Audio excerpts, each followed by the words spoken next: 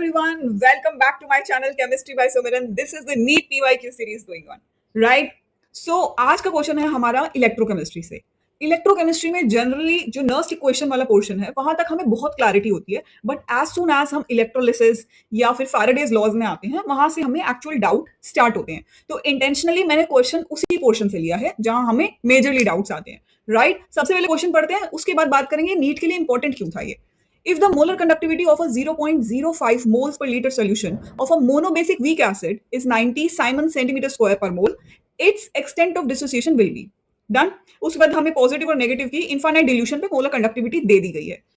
अब अगर आप इसे एक डायरेक्ट क्वेश्चन समझेंगे, ऑब्वियसली हमें ऐसा लग रहा है कि एक्सटेंट ऑफ डिसोसिएशन है तो शायद डिग्री ऑफ डिसोसिएशन की बात की जा रही है। मोनोबेसिक वीक एसिड है तो इक्विलिब्रियम में तो रहेगी, और इक्विलिब्रियम में है तो कंप्लीट डिसोसिएशन होगा ही नहीं, तो हमें वहां अल्फा की बात तो करनी ही पड़ेगी, करेक्ट। लेकिन यहाँ प्रॉब्लम ये अराइज होती है, कई बार क्या होता है हमें क्वेश्चन उतना सिंपल दिख रहा होता है, लेकिन जब हम सॉल्व करते हैं तो हमें रियलाइज होता है कि शायद वो उतना भी सिंपल नहीं था। मतलब इसमें बहुत जल्दी ट्विस्ट आ सकता था अगर आप क्वेश्चन को ठीक से ना पढ़ें।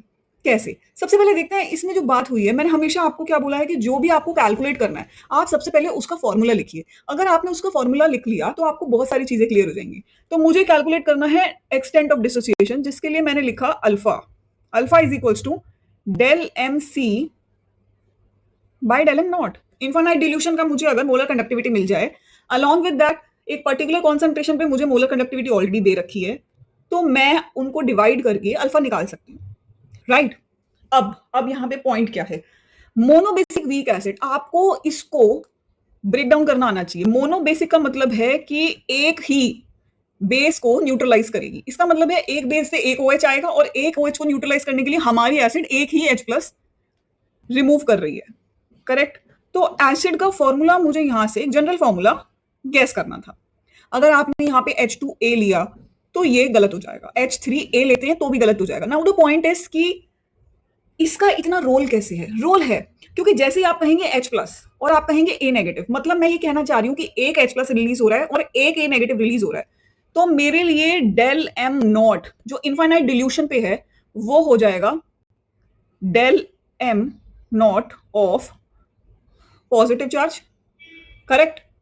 और साथ ही हो जाएगा del M naught of negative charge. लेकिन अगर यही क्या होता, ये रहता 2H+, तो मुझे पॉजिटिव मोलर कंडक्टिविटी जो थी एट इनफाइनाइट डिल्यूशन उसको मुझे 2 से मल्टीप्लाई करना पड़ता।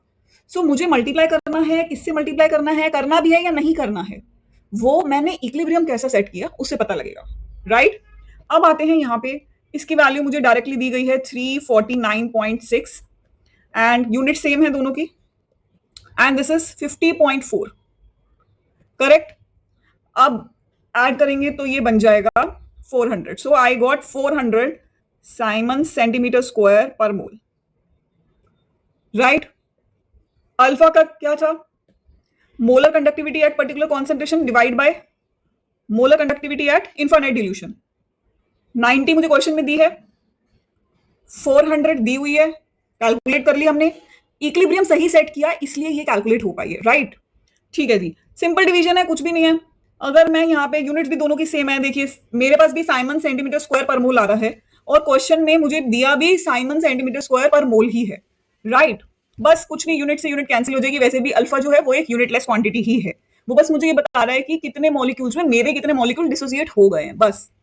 सो यहाँ पे 9/40 ले लेंगे and the answer will become 0.225, that is the answer.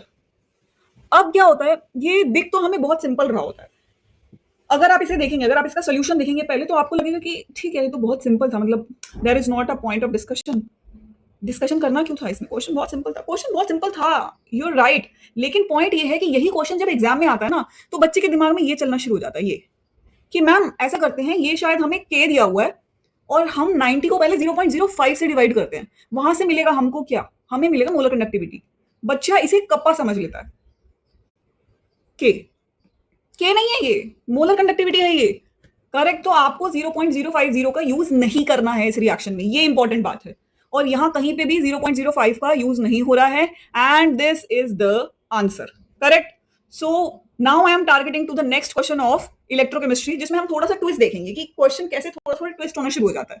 Right? ऐसे ही क्वेश्चंस के लिए please subscribe my channel chemistry by Sumiran and stay tuned for the next question. You are going to be amused कि क्वेश्चन नीट में, जिसको हम एक simple exam consider कर रहे हैं, कि volume of question is more, लेकिन एग्जाम सिंपल रहने वाला है। जनरली क्या होता है, आईआईटी में हमारा एक परसेप्शन होता है कि क्वेश्चंस थोड़े कम होंगे, लेकिन वॉल्यूम कम है, लेकिन क्वेश्चन की वैरायटी बहुत जबरदस्त होने वाली है। नहीं, नीट में आपको क्वेश्चन कई बार इतना ट्विस्टेड मिल जाएगा कि you will be like, how come this is a part of NEET exam? So next question in my treasure is the NEET PYQ, जो थोड़ा सा twisted है, similar from the electrochemistry.